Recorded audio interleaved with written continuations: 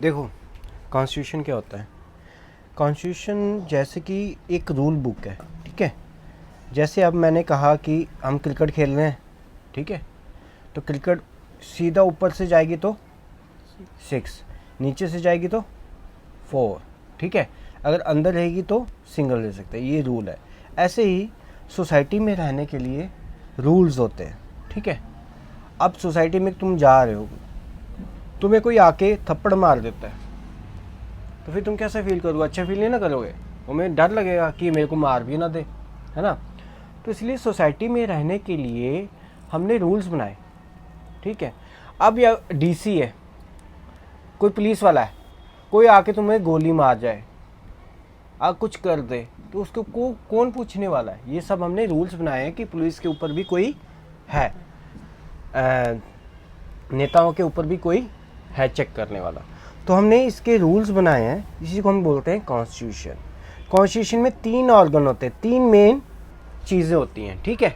एक होता है लेजिस्लेचर, एक होता है एग्जीक्यूटिव, एक होता है जुडिशरी। लेजिस्लेचर क्या होता है? जो कानून बनाते हैं, जो ये डिसाइड करते हैं कि हमारी कंट्री के ऊपर क्या रूल्स होंगे, वो हो गए लेजिस्लेचर, ठीक है। अब एग्जीक्यूटिव कौन से हो गए? पुलिस हो गई, ठीक है, गवर्नमेंट एम्प्लॉयज़ हो गए, जो लॉज बनाते हैं, ठीक है, उनको वो इम्प्लीमेंट करते हैं, इम्प्लीमेंट लागू करते हैं, ठीक है।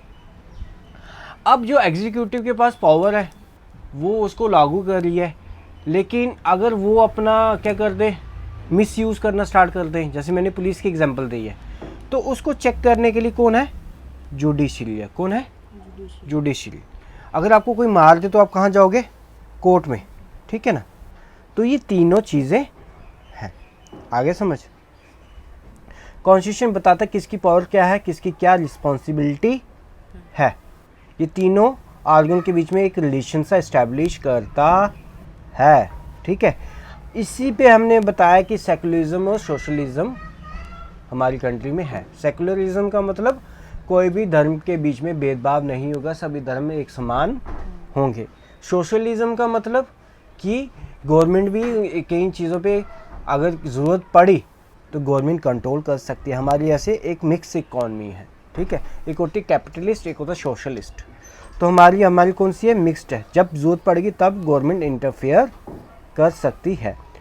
वैसे गवर्नमेंट कई प्रोग्राम चलाती है, जैसे आयुष्मान भारत हो गया, ये सोशलिस्ट स्कीम है कि सबको 5-5 लाख के इंश्योरेंस है, ठीक है।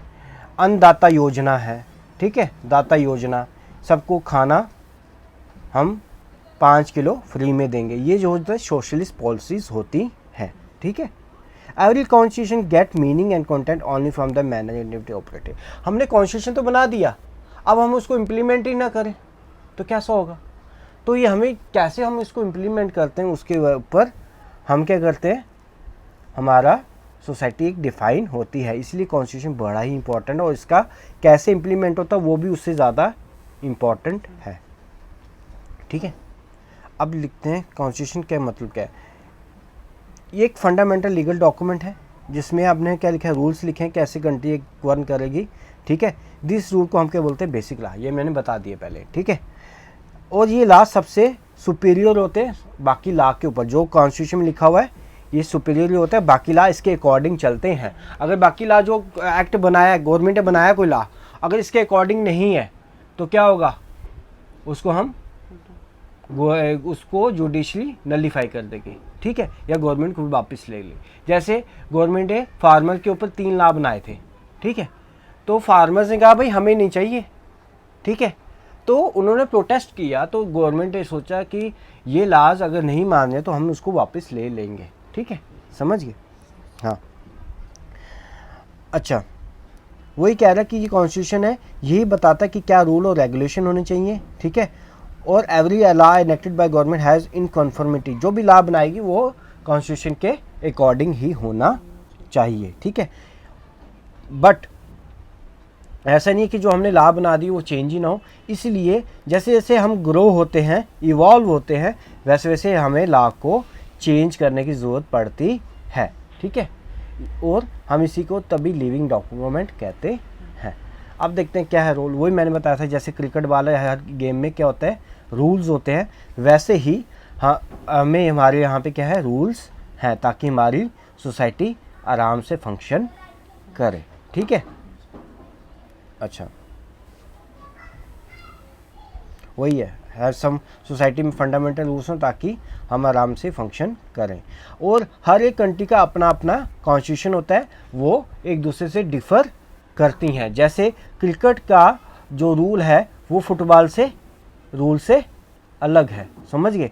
इसी तरीके से सभी कॉन्स्टिट्यूशन जो अलग अलग कंट्री का है उनका कॉन्स्टिट्यूशन अलग अलग हो सकता है। ठीक है, सभी जितने भी डेमोक्रेटिक कंट्रीज़ हैं उनमें कॉन्स्टिट्यूशन होता है। डेमोक्रेटिक क्या होता है, जिसको हम पीएम और प्रेसिडेंट को हम चुन सकें, उसको बोलते हैं हम डेमोक्रेटिक गवर्नमेंट। मैंने पहले भी बताया था, जैसे हम मिनिस्टर्स को चुनते हैं वो हमारे बिहाफ में जाके पार्लियामेंट में वोटिंग करता है। ठीक है, हमारे हित में फैसला लेता है।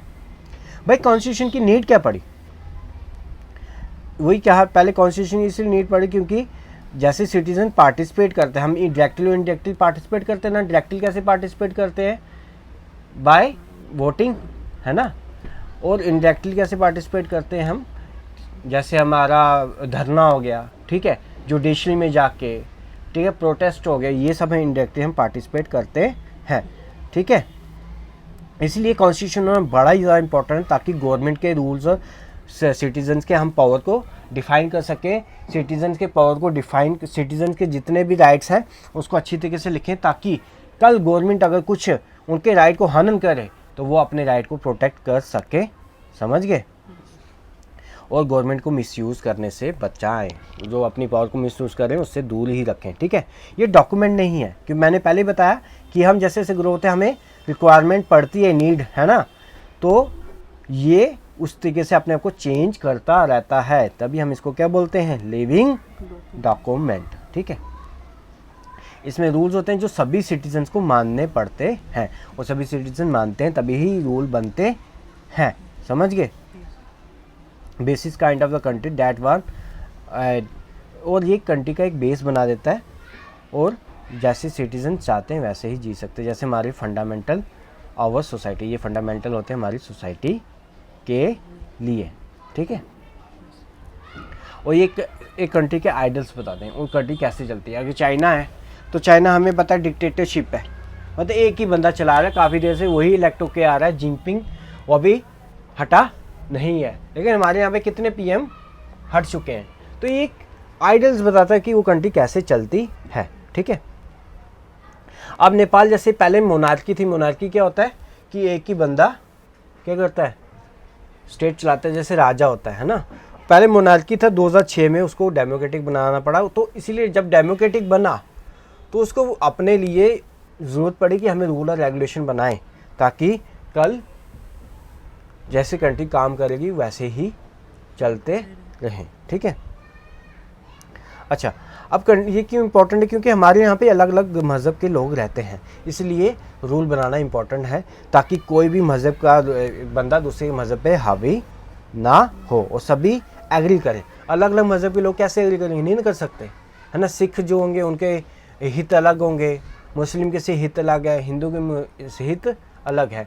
जैसे हम यूनिफॉर्म सिविल कोड ले लें, यूनिफॉर्म सिविल कोड है तो वो कुछ मुस्लिम अपोज करते हैं, कहते हैं हमारे मज़हब के ख़िलाफ़ है, हिंदू सपोर्ट करते हैं, सिख भी कुछ हद तक सपोर्ट करते हैं। तो इसी तरीके से हमें ऐसे रूल्स बनाएं ताकि सभी को एग्री करें, इसके लिए हमें कॉन्स्टिट्यूशन चाहिए होता है। अगर डिसएग्रीमेंट हो तो हम कैसे एक रूल को बनाएं, ठीक है, समझ गए।